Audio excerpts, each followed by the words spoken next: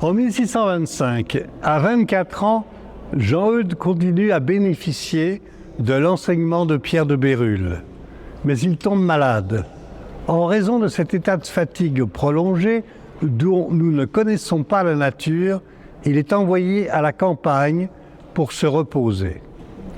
Ici, à Aubervilliers, à l'époque petite ville au nord-est de Paris, il est près d'un sanctuaire dédié à la Vierge Marie sous le vocable de Notre-Dame des Vertus, église dans laquelle nous nous trouvons devant un vitrail représentant les pères de l'école française.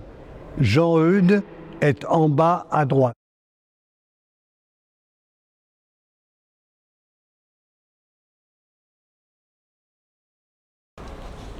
Cette église, classée monument historique, est confiée au prêtre de l'Oratoire en 1623, soit 2 ans avant la venue du père Eudes.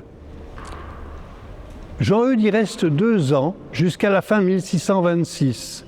Il se refait une santé. Dans sa solitude, il reste attentif aux échos de sa congrégation, dans le calme de ce repos forcé. Il travaille, il prie, il étudie, il laisse mûrir en lui ses immenses désirs apostoliques. Jean-Eudes gardera de ce long séjour paisible un souvenir heureux.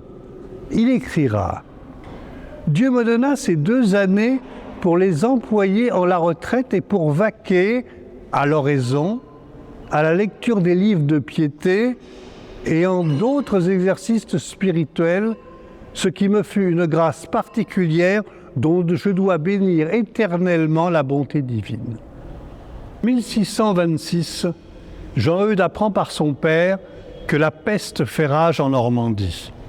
Après quelques hésitations, le père de Bérulle lui permet de partir au chevet des malades, privé de secours spirituel.